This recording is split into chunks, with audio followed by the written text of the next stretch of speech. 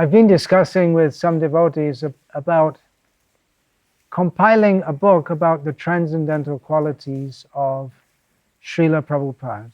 There's a huge volume of remembrances and meditations in writing on Srila Prabhupada, different anecdotes, things he's said, things he's done, but just collecting together. Of course, you can't put them all there, because just like Krishna is unlimited, his pure devotees, the qualities of Krishna are unlimited, and the qualities of his pure devotees also unlimited. But just to put some together to help us to relish and appreciate more the great personality who is Srila Prabhupada. So the suggestion was to give some examples according to the list of qualities of Sri Krishna, which are given in the Nectar of Devotion, the Bhakti Rasamrita Sindhu. 64 among his innumerable qualities are given there. And of course, whatever qualities Srila Prabhupada may have, they will reflect those of Sri Krishna, because Sri Krishna has all the wonderful transcendental characteristics in full, and a pure devotee can reflect them to some extent. So some of the qualities are beautiful features of the entire body that Krishna possesses in full, and the pure devotees, they also appear to be very beautiful. Then I'll just mention some of them. Extremely pleasing, certainly Srila Prabhupada was extremely pleasing, as is Krishna. Srila Prabhupada was effulgent, as is Krishna. Srila Prabhupada was strong, not as strong as Krishna, but strong. Srila Prabhupada doesn't lift Govardhan Hill, but Srila Prabhupada lifts the devotees out of material existence as an agent of Krishna. So like this, 64 qualities are given, and most of them we can apply to Srila, or rather they're manifest in Srila Prabhupada. It's not difficult to find how they're manifest in Srila Prabhupada. For instance, some more of the qualities in the 64: an expert judge of time and circumstances, sees and speaks on the authority of the Vedas, pure, self-controlled, steadfast, forbearing. So certainly Srila Prabhupada possesses these qualities, as does Sri Krishna. Now, there are some qualities which are really applicable to Krishna and not to anyone else, even among his great pure devotees. One of them is that he's very attractive to all women. Now, of course, Srila Prabhupada, or any pure devotee, is attractive to all people except the demons. Their personality is very attractive, but why it's stated that Krishna is all attractive to all women, it's a sexual attraction, not the mundane sex of this world, but because Krishna is the supreme Purush, the supreme enjoyer, the supreme male, then all females, especially the liberated souls, are attracted to him. Even Kubja, or Trivakra, she was not a pure devotee, but she was attracted to Krishna in an almost mundane, lusty way. So Krishna is very attractive to all women, and that doesn't apply to Srila Prabhupada within this material world, not that he was very attractive in a romantic way. So some of the qualities are not applicable, and especially when we get on to some of the last ones that are mentioned, then they really apply to Narayana and Krishna in the spiritual world. But with a little poetic license, we can map some of the qualities of Sri Krishna onto Srila Prabhupada also, taking a little poetic license. For instance, one of the qualities of Narayana is that uncountable universes generate from his body. Yeah, so obviously that doesn't happen with any jiva or even Lakshmi. Innumerable universes generate from the body of Narayana, of whom Krishna is the source.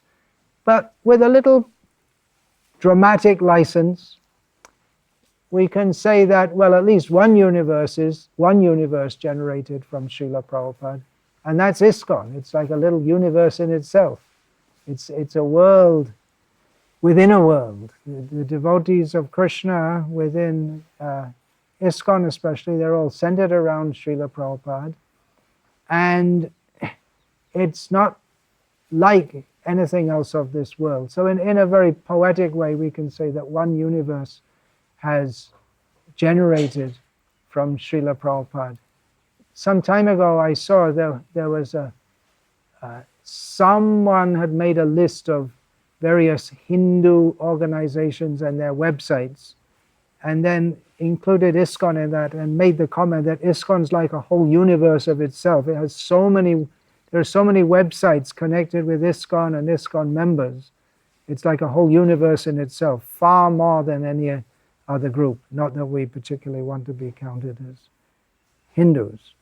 Anyway, another one, he is the original source of all incarnations. Well, obviously, Srila Prabhupada is not the original source of all incarnations, but he is the source in the modern age of, so he's made so many people into sources of mercy, incarnations of mercy.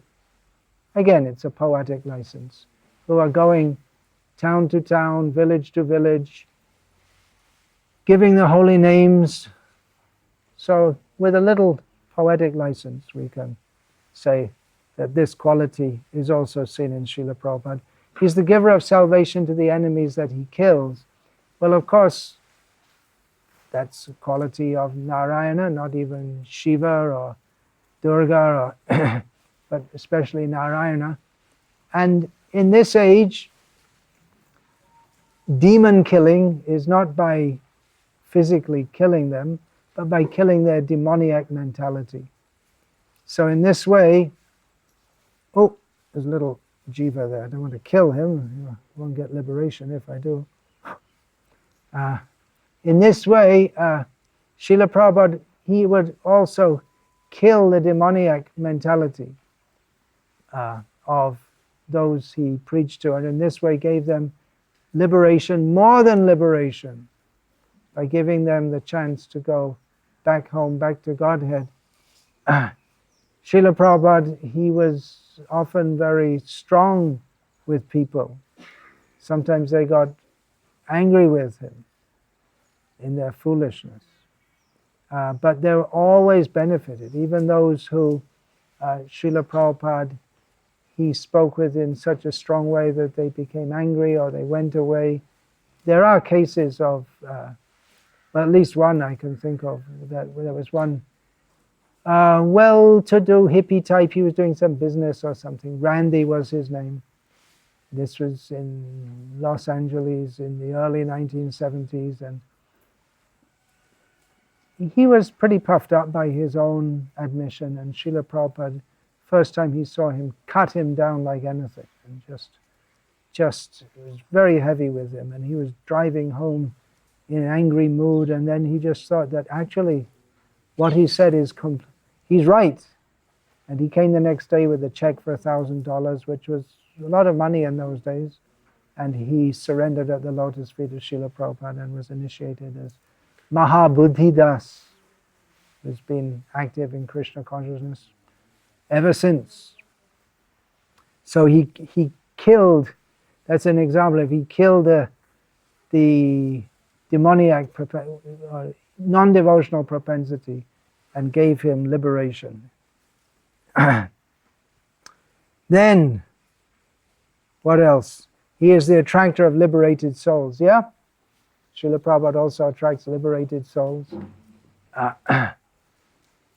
Surely all the great devotees, they are who are not visible to our mortal vision, they're also very much attracted by and pleased by and praising Srila Prabhupada's transcendental activities.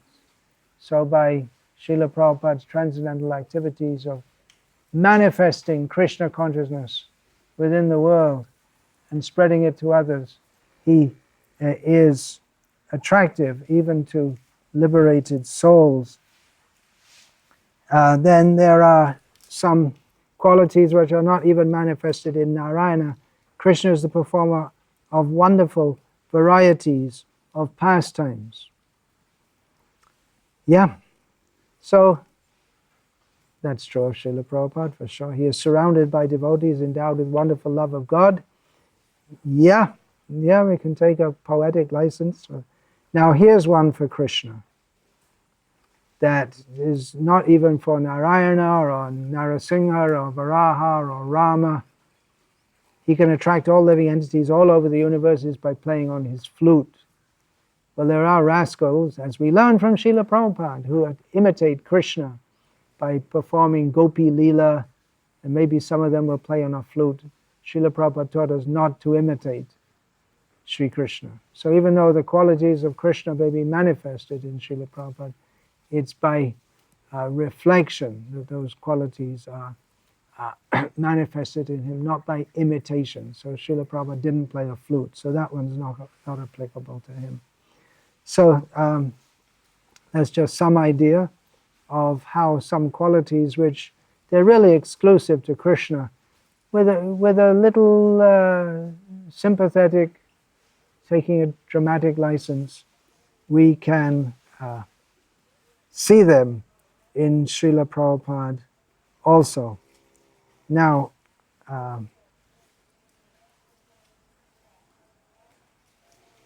then he has a wonderful excellence of beauty which cannot be rivaled anywhere in the creation. Yeah, that's Krishna. So we won't try to ascribe those to Srila Prabhupada. We should also know the difference between Guru and Krishna. One and different. Hare Krishna.